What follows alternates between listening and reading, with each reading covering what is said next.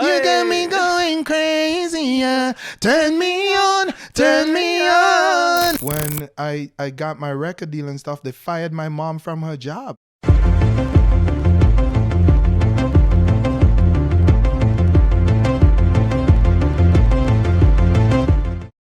Hello and welcome to Uncut, live from our studio in Dubai.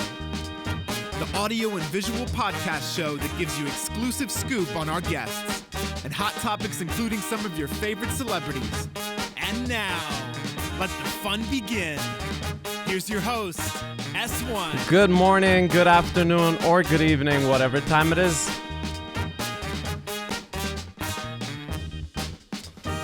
Welcome back to another episode. Today is a special day. We have an amazing artist whose songs went certified gold, sold millions of records before streaming even existed. Yeah, man. He's the soca king, my boy KEVINLYTTLE. Welcome to the studio. Yeah, man. Thank you for having me. How are you, my brother? I'm doing very, very well. Welcome back to Dubai. It's great to have you here. Yeah, thank you. It's always a pleasure to be in this country, man. Right? Yeah, man. What brought you here? Oh, well, I have two shows here. You know, I was at Dre's the other night, and then I am in Mad on Yas Island tonight in Abu Dhabi. So, hey. Oh, yeah. Nice. Yeah. It's always going down when KEVINLYTTLE is out, right? you know? How are your shows? Is it mainly ladies come up? Oh, or? yeah. You know, the ladies are the supporter. You know, once the ladies love your music, you're good to go. Yeah, right? It's the golden rule. Yeah. Where do you live now? I live in Miami, Florida. Yeah. That's amazing. How's the weather there? Do you run into natural disasters often, or? Yeah, especially in September, which is my birth month. Actually, you know, wow! It comes with the storms. It comes with the rain. It comes with the storms. But you know, you could call it a storm, or you can call it showers of blessing. You know, because a lot of the times, most of the year, everything is so dry. You know, that's the time when the earth replenishes itself in that part of the world. You know, get the water in, fertilize, refresh all the trees, everything, you know, get the vegetation back together. That's true. Yeah. That's true. So you can see it as a blessing or a curse. Or a curse. Depends on how you look at it, right? Yeah. 100%. I agree. Let's talk a little bit. Let's take it back to 2003, where KEVINLYTTLE, you know, had one of his biggest hits. Yeah. Turn Me On. Yeah. First of all, can you sing a little bit for us? Yeah. You know, we love to hear you. Well, I love to sing. Hey, right? Why not? Yeah. Let me hold you, go caress my body. You got me going crazy. Turn me on, turn me on. Let me jam you, go wine order on me. You got me going crazy. Yeah. Right now we uncut. Yes. Yeah. Amazing. You know, there's very few talents that can do that. You know, come in and sing like that and sound amazing. So thank you so much for that. Yeah, you're welcome. How was that? How was it releasing? That was your first big hit, right? Yeah. How was that feeling? Well, you know, it was crazy. I mean, I wasn't a known artist until Turn Me On. Right. And I was known in my country as somebody who would get on the mic and sing a song in a little Queen show or contest or something, or for the carnivals, the calypso shows, you know, just little things here and there. How most of people would generally start off their careers, right? Yeah, basically. Yeah. And that was with bands and stuff, but then I would always, like any other artist who's become successful, you meet the challenges where people tell you can't do what you want to do. Right. You know, I was always told, because of this little country that I'm from, that there's too much competition in R&B and pop, and I won't be able to make it into that type of arena. It's too far fetched, and you know. So I mean, I basically did not let anybody tell me no, and I kept trying. And one day, a calypsonian from my country. I don't know if you know what calypso music is. It's like Sparrow. I know a lot of people know Sparrow internationally. Yes. But that gentleman said to me, "Hey, I heard you sang some songs the year before.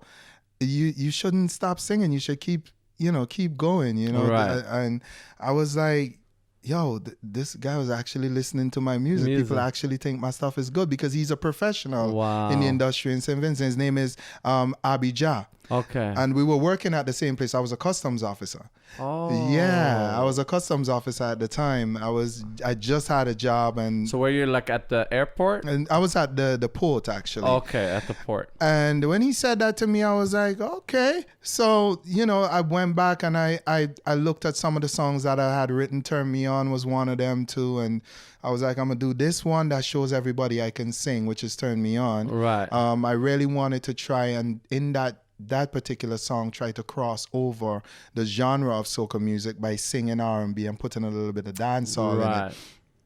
And then I had one that's had me singing like Shaggy. Big up Shaggy, by the way. You know, I have a record with Shaggy. And you know, I was doing like, she got the wine, she got the wine, she got the wine. That sound like Shaggy too. Yeah, because I used to do Mr. Bombastic in karaoke. And everybody used to wait for me to sing Bombastic every night in karaoke on the weekends. That's crazy because your pitch is generally so high pitched, right? And then Shaggy's complete opposite. Well, right? I have this very unique vocal range. That's crazy. And I practiced that because of all the difficulties I was told I was going to encounter too. You know, I was like, yo, well then I'm going to be able to sing like Stevie Wonder and Michael Jackson and then still come back and do like a dancehall artist like a Bunty or a Shaggy so that at least I have the range. You know what I mean? Yeah, that's amazing. That's genius, actually. That's very smart. Thank you. So, I mean, I did the record and I went back and, the she got the wine, got all clouded up by Turn Me On. Turn Me On just took the airwaves right away and the rest was history, man. Wow. Yeah. So that, when was that transition from, when did you say I quit my job at the port? You know? 6 months after. 6 months after. Yeah, actually I got fired. They transferred me to a different department and demoted me. Oh, wow. I got demoted. I was a customs officer about to become because you start with one stripe. Right. And then I was about to go close to that second stripe. And then they put me into a different department and put me because back of the music? Was it because I was traveling so much and all of that. And then, you know, there's the little workplace jealousies that you get because now, hey, all the high-ranking officers, I'm making more money than everybody in the building now. Because every weekend I'm going out, I'm bringing back tens of thousands of dollars in my currency. And, you know, crazy. I mean, these things happen, you know, as you transition in life and you step further, you know, people can't handle it. Right. And a lot of people will look at you and be like, yo, who are you to deserve this? Who are you to have this? Or they just look at you and you're doing something that they told you can't do. True. And it's like you prove them wrong. They can't accept you. Yeah. Especially when someone tells you like, oh, you can't do it, and then you do it and go back to them and be like, what did you say? You know, like it hurts them even more. Like success hurts a lot of people. Yeah, man. Like strange story before you go further. Right. My mom at the time, at least a year and a half after, when I got my record deal and stuff, they fired my mom from her job and told my mom, you don't need this job. You know, your son is rich now. I mean, hey, it wasn't a lie, but, you know, my mom loved working. She loved what she was doing. And, you know, there's no reason for her to be fired. You know, she wanted to keep working and doing what she was doing. You know, it kind of really affected my mom back in those days. I can imagine. Yeah. Especially like that. But that's pure, like, you can see jealousy all over that. Like, for me, that's pure jealousy because people probably looked at your mom and she was probably proud, you know, look at my son. Yeah. And then they're like, you know what? You don't need this, right? That's very unfair. Let's talk about the song itself, Turn Me On. You were inspired by the original, right? 112. A lot of people don't know that. But did you have to give a lot of royalties, or what happened with that? How were the...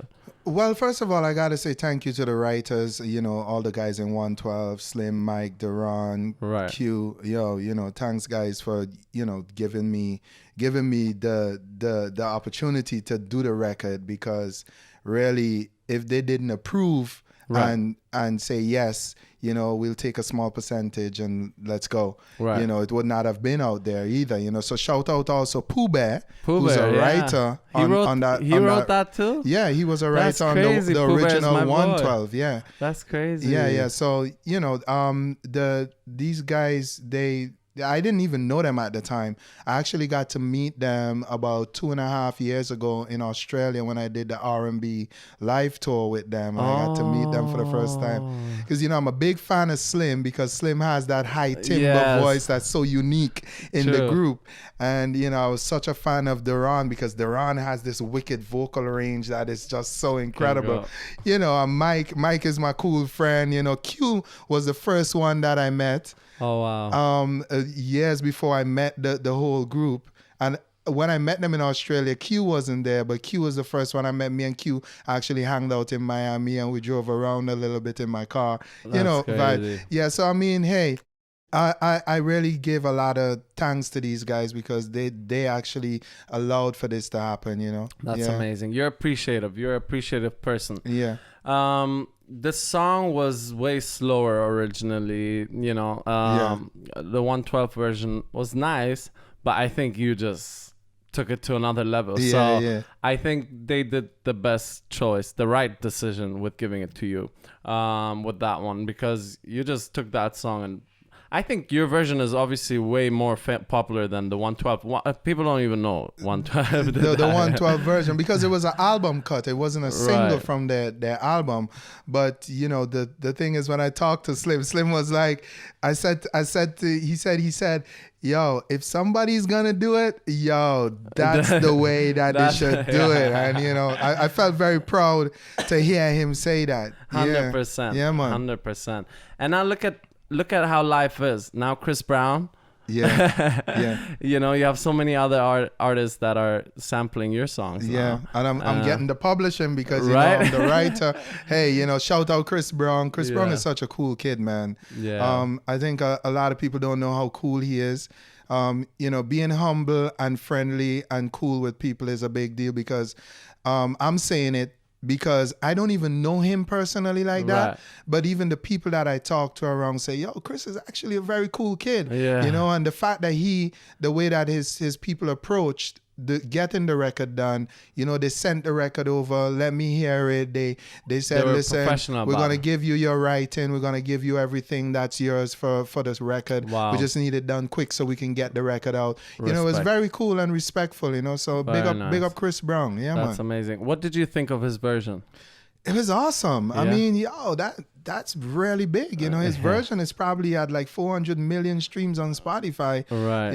So really and truly right now, even shout out Cheat Codes, who did the remake of Turn Me On also in Europe called Let Me Hold You, which is probably somewhere at 500 million. So right now, and then the year after Cheat Codes did that, Turn Me On jumped to over 100 million streams on Spotify again. Wow. And I mean, Turn Me On is 15 years old. It was out before. Right. Yeah. So now I'm getting paid off of 1 billion streams. Wow. So you're chilling at this point. You're like, I don't even need to make music no more. No, man. No, I mean, you chill when you die, and let's hope that never happens. Yeah. Hey. He's like, let's hope that's never gonna happen. Spoiler alert, it's gonna happen somehow. One day it's gonna happen, unfortunately. But look, what is your creative process? Like, what do you do? Do you go sit in a bathtub? Do you go by the beach? What is your creative? Because look, you come from the Caribbean, right? Yeah. And if you look at, you guys have the most beautiful beaches and scenery in the world, in my opinion. So what is your creative person? Do you need like your coconut, and go chill? Or is it way less than that? Is it just the studio? Well, you got to think about how I grew up. I grew up in a house about the size of this room. Oh, wow. With galvanized roof and all of that. That's where I was living at the time when I put out my record. And my parents, we didn't have that kind of money. My mom was making like 400 or 500 USD a month originally, and then my salary added to that and made us like close to 1,000 USD a month in the household, which is a lot of money for us in the Caribbean.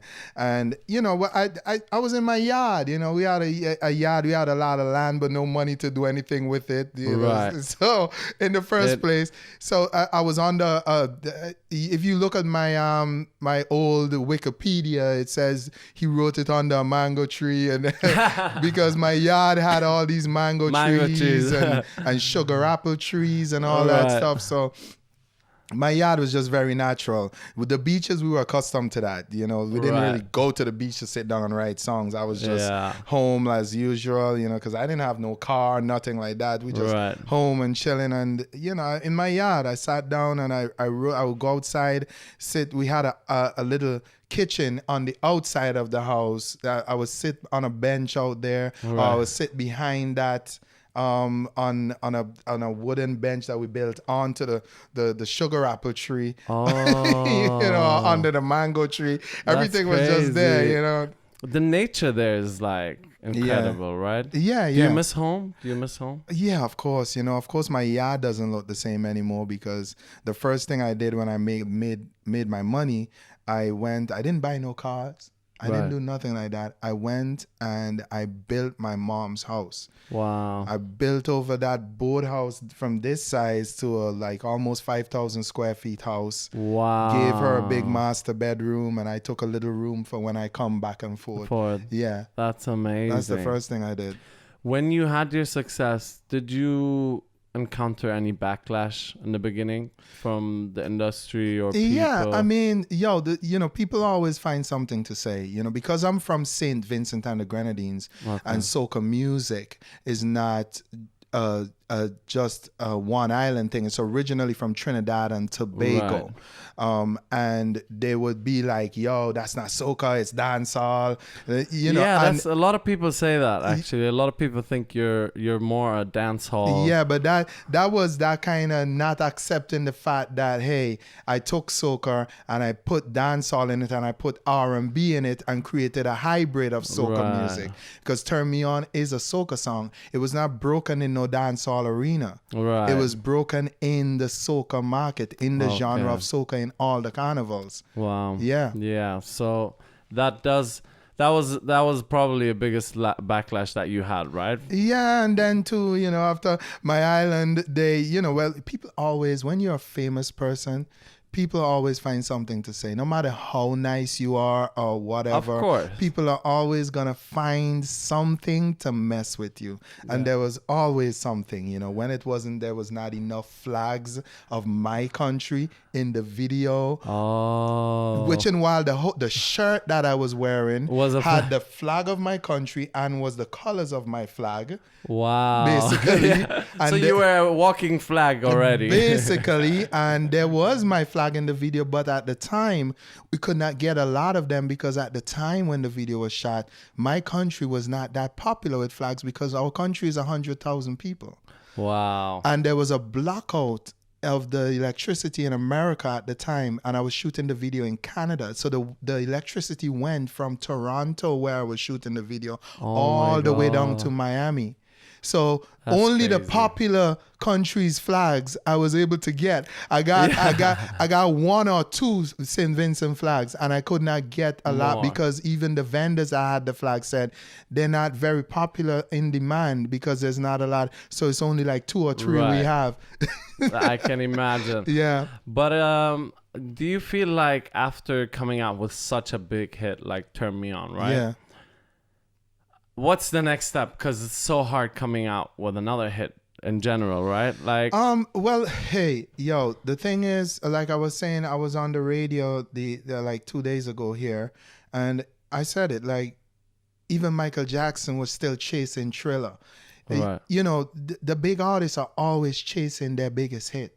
Yeah. You always know an artist for their biggest record, and Turn Me On is my biggest record. Right. And that defines what Kevin Lyttle is, how Kevin Lyttle sounds. Right. And I've gotten to the point where I am accepting of that because the truth is that it has done a lot for me. You know, with Chris Brown doing over my record, with Chico's doing over my record, it's like I've had 2 more big hits internationally in the past 3-4 years. Right. Yeah, so, and Turn Me On doesn't die. It just keeps playing on pop radio in America. I'm always in rotation on pop radio. Yeah, You know, that's crazy. and that's where the money is. You know, yeah. my music just keeps playing all the time, and it's a record that has set the pace for the sound of music at the current time. So I always say, I look at the things that are around this genre of soca music that I brought this hybrid sound into that has just basically spread to all genres of music around the world. Because I'm not just known as a soca artist. They have me as the king of soca, but I am by Billboards, and this is what Billboard said, they did a chart. The number one dance hall record of the 21st century is Turn Me On. That's crazy. It goes back on the charts every year, like Shaggy and like Bob Marley. Wow. You know, so hey, You're definitely blessed. What would you say? Because the U.S. market is obviously the hardest to break, right? Yeah. Because you've had hits outside the U.S. probably. In the Tempted Caribbean. to Touch. Yeah, well, that's not my record. That's Rupee. Okay. Yeah, everybody in the world thinks it's my record. Really? Yeah. Why did it say? I read it. What these guys sound alike, right? Yeah, well, the record sounds like a Turn Me On record because he has all this, I want to hold you, I want to squeeze you, which is like hug me, kiss me, squeeze me, hug me, kiss and curse. So it sounds like Turn Me On. So, That's crazy. I mean, what you going to do? Yeah. But I mean, that's your sound, bro. Yeah, I think that you get that credit, bro. Yeah. Sounds like you. Well, when Turn Me On, what would you say is your other hit after Turn Me On? What was your biggest song after that? In the Caribbean, I have a song called Home for Carnival. Okay. Which was huge for me in the Caribbean. That's a song that you also perform in the carnivals and in the festivals all the time, right? After Turn Me On, there was records like Call Me. Also, there was Last Drop, which was number one in Jamaica, featuring Sprague Benz. And you know, there's a version of Turn Me On with Sprague also. Okay. Yeah. And how did that do? And in Europe, do you think it did better in Europe than in the US? Or no, well, that version is the version that did well in the urban market in America because it had Sprague on it, and that was the purpose, to give it a more urban vibe, more black music vibe. 100%. How long were you making music for before you had your Turn Me On hit? And well, I was doing music since I was a little kid. I've always been singing and all of that, and everybody told me I had this nice voice. I performed in the island all the time from the time I was like 13.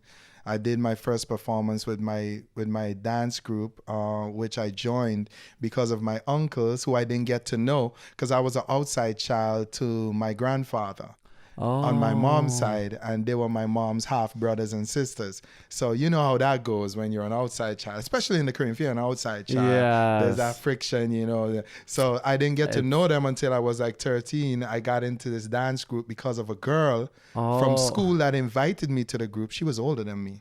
So I liked her, and I was like, I'm gonna go. And that's when it all started, huh? Yeah, and I met them, and then I got into the group and met my uncles, and one of my uncles who I was very close with because we resembled so much, everybody thought we were brothers. He was the youngest. His name is Angus Martin, and we vibe like that, and he was basically one of the persons instrumental in nurturing me and making me the person that I am today in terms of an individual. You know, in the dance group and stuff, he helped me a lot with my singing, with dancing. I patronized him a lot in that way too. Yeah. You know, yeah. Let me ask you this. What do you have to say to people that call you a one-hit wonder? I just ignore that because at the end of the day, like I said, people are always going to find something, anything that they can find to pull you down and make you feel like you are less than what you are. That's what they do. I mean, it's unfortunate that term exists because getting a hit song is not something to be taken lightly.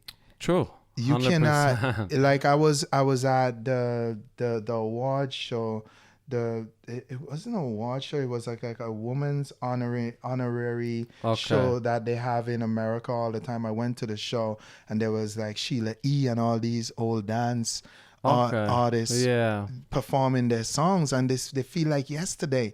True. They feel like they were just yesterday, and there's still nothing that songs like them, because these artists were so unique at the time and still today.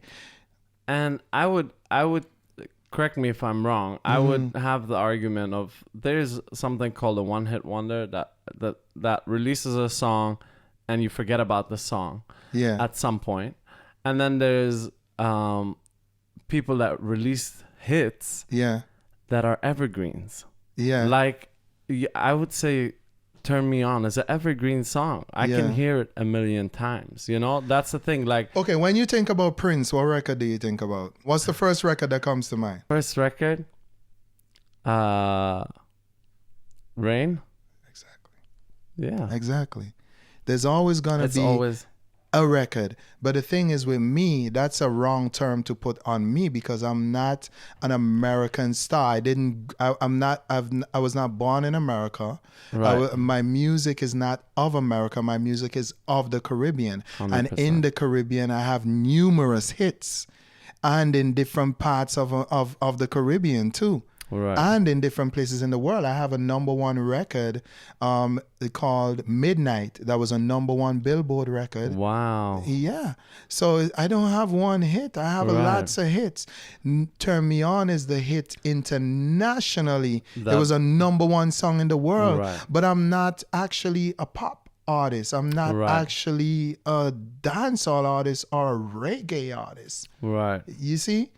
You do different music. You are sort of an inventor, if you want to say, because you Yeah. created your own sound too, right? Back in Yeah. the days. That's why KEVINLYTTLE shook the world. And I think that's the main argument here, is that you have Turn Me On that went so big, Yeah. Yeah. that it's so hard for anyone to even compete because of how big that song went, Yeah. even for yourself, because at the end of the day, that record it shook the world, and Yeah. for you to have another hit is probably easy, but to have another shake Turn the Me world, On. Yeah, Turn Me it's On it's is not that easy. you I mean, know. unless I'm some kind of hip hop artist who's there with the support of that type of market, and having people writing hit records for me all the time, Yeah. it's not that easy. And then my sound is very hard to unique. replicate. So Yeah. you have to literally write something that sounds like that, and then there's gonna be the argument of, it sounds like Turn Me On, or it doesn't sound like Turn Me On. So no matter what you do, people are still gonna Gonna find find a way flaws. to criticize Yes, it. It's just the way it 100%. is. But we got new music. Yes, we do actually. There is new music. Tell us about your new song coming out. Right now we got this brand new single. It's called Nikki. And this record is gonna be definitely a hit. It's different because for me, creating a hit, sticking in topic and off topic, creating a hit is about creating something different and uniquely you. Right. And that is what this record is. This is a uniquely KEVINLYTTLE record. The record focuses on basically doing something different now with Afrobeat, where I bring my sound to Afrobeat, bring that dancehall, sing J Nice. vibe to Afrobeat. Okay. Yeah. So, what does it sound like? Do you think you can give us a little sneak peek? You want me to sing it right Yeah. now? Girl, the way you know what you do to me, you're driving me. Girl, when you bend, you get 10 out of 10, 10, 10. I just the way that you bend, you get 10 out of 10, 10, 10. Nice. Listen, hey, Nicky, Nicky, Nicky, Nicky, Nicky, Nicky. Hey, Nicky, Nicky, Nicky, Nicky, Nicky, Nicky. Hey, Nicky, Nicky, Nicky, Nicky, Nicky, Nicky. Wind back your waist and grind for me, Nicky, like. Hey, Nicky, Nicky, Nicky, Nicky, Nicky, Nicky. Yeah. Hey, Nicky, Nicky, Nicky, So Nicky, catchy. Yeah, man, that's what I do. Amazing. Yeah, man, the hooks on me, man. That's crazy. Yeah, man. What did you ever think you would like?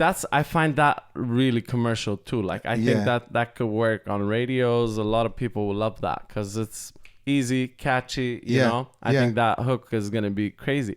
Did you think of doing more of this, like that little bit more having a commercial sound? Do you think that's something you would want to go into, or? No, well, that's what I always do. You know, I try my best to be as commercial as possible. I think that was one of the weaknesses of my genre of soca music.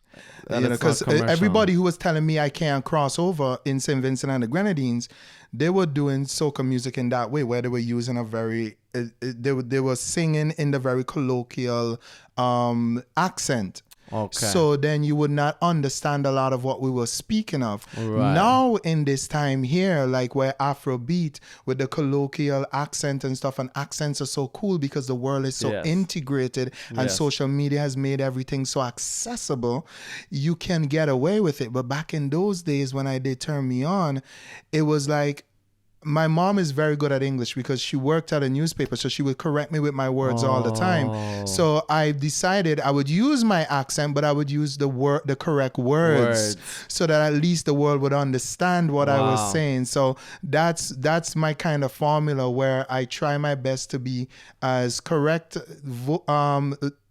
English as possible, your vocabulary, but still connect with my local people and the world, and make it sound cool. Yeah, make it sound cool. The accent does have a cool touch, right? Yes.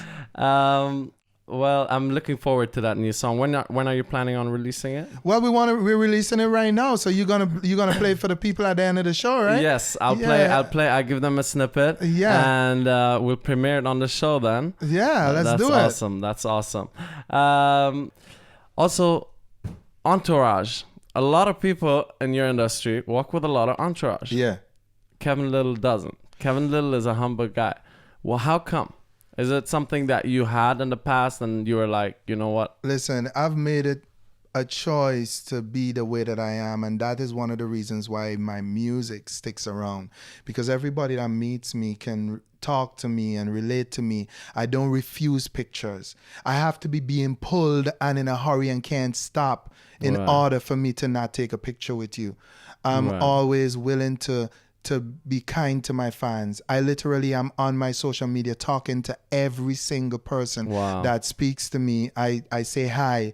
I might not be able to answer your question at the time, but you will see I accept your message. Right. Unless it's some crazy fake page or something, I would delete the message. But other than that, it's like, yo, I try my best to be as humble and as easy to be accessed as possible, unless it's a situation where I know it's dangerous, that there's multitudes of people, because like recently, and I don't like to talk about negative stuff, but recently, a few years ago, this artist that was coming up on one of these competitions in America, the like voice type competitions, somebody walked up to her and shot her, killed her dead there when she was talking to her fans.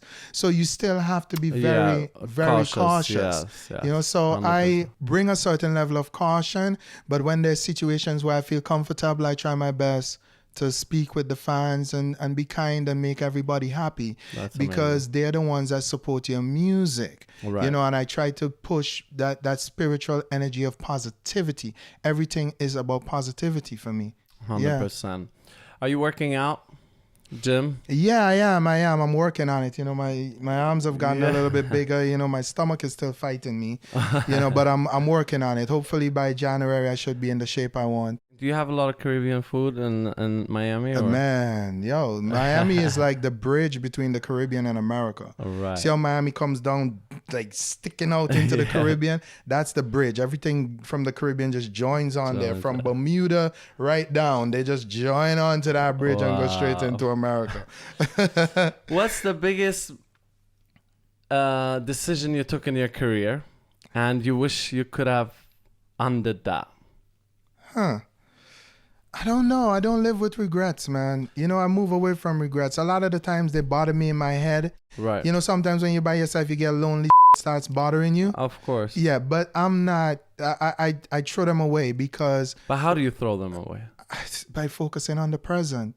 Okay. You focus on the present. You look at the positive. Always look at the positive, because the positive is also as real as the negative, and the negative is as real as you want to make it. Just like how the positive can be thrown away and not be focused on, and people end up killing themselves. Right. that is because they are allowing certain energies to come in and not allowing the right energies to be what they focus on. Right. You have to look for the positive, or So- all you will see is the negative. So you're saying it's where where you choose to put your focus on, right? Exactly. So Exactly. if you I want to choose. focus on the positive, Yeah. you can be positive. If Yeah. you want to focus on the negative and embrace it, Yeah, then that's it's that's only what gonna it's get gonna worse. be. So you Yeah. have to embrace the positive things, you know? I mean, hey, life is there and the universe is there. The universe is already put there for you to be in. That's why you're in it. And anything you want, you can have it because you are put here for that purpose. Right. To make a difference. You are change. You Right. were born. You created a change from the time you were born. From the True. time the sperm met the egg, you created a Right. change, and it continues. It's only up to you now to continue making the changes. There's no Right. positive without negative, and there's no negative without positive, but you can choose which side you want to go. Because there's such a thing as doing negative to be positive, and there's such a thing as doing positive to be negative. Right. But you can choose to be just positive also. Doesn't mean that the negative is not going to happen, but it's up to you to positively change the negative.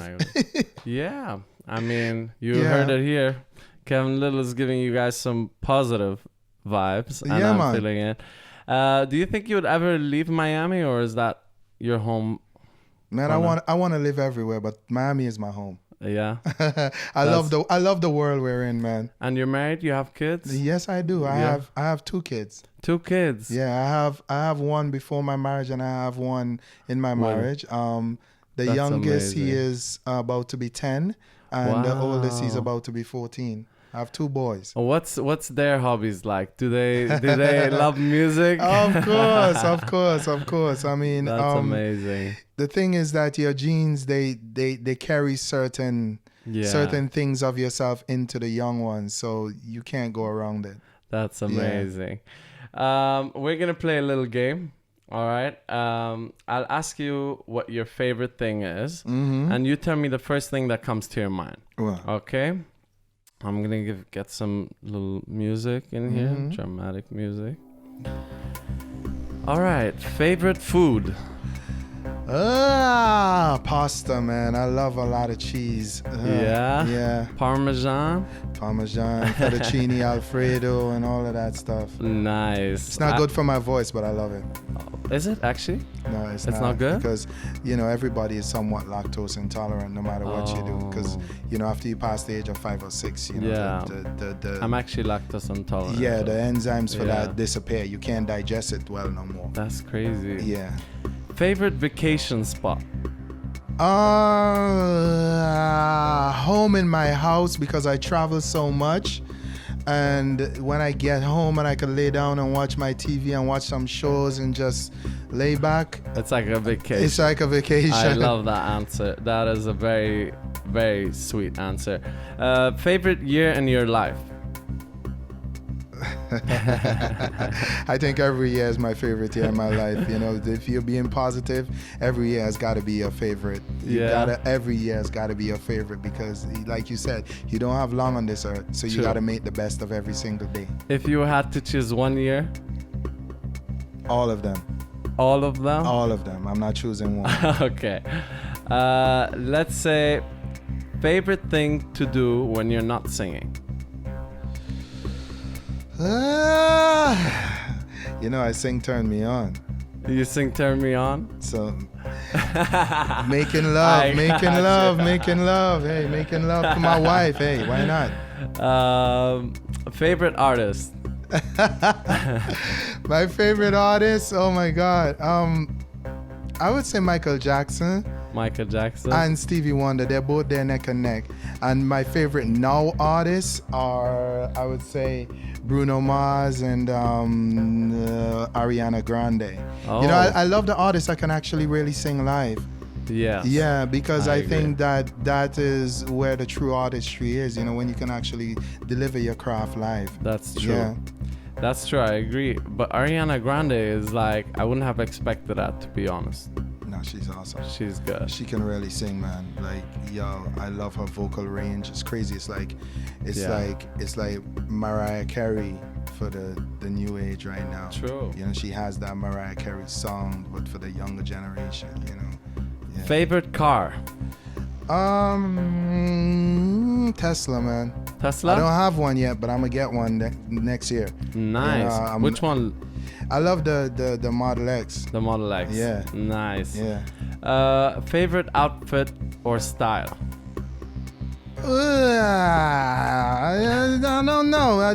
My style is always my hat, my sunglasses. You know, I wear jackets a lot, blazers. I mean, okay. Yeah, it depends. You know, if I'm in the warm weather, I be in capris and a nice button-down shirt or something. You know. All right. Yeah. Do you like the Caribbean look too? Like the Yeah. Well, hey, I'm from the course. Caribbean. You gotta do it, right? Right? Yeah. Favorite way to relax? Man, I'm lazy when I'm home, man. That's my favorite way. Like, I just like to lay back and think about nothing. And on it's the couch, like meditating, just watching TV and let the TV think for me sometimes. You know, you gotta rest your brain. Sometimes I meditate. You know, yeah. All right. What's your favorite joke to tell? When we're joking, group of friends, what joke do you say? I can't think of one right now. I'm kind of on the spot. No. Jokes, Kevin. Because I know jokes. Kevin has jokes. I know. No, Kevin I have has jokes. But you kind of caught me off guard. I'm not a comedian, you know. I know. But we're laughing right now. That's a right. joke. That's good. That's a good joke. And now comes the tricky one. Favorite "Turn Me On" sample or remix is by who? Yo, that's a hard one. I mean, yo, so much people has done over the record. Right, man. that's the thing. I mean, I think that I think Cheat Codes is up there. Yeah. And definitely Chris Brown is up there. Brown. Those are the two biggest ones, and they're not big because they don't sound good. True. They're actually very great. I very love talented people. Yes. You know, I love what Cheat Codes did.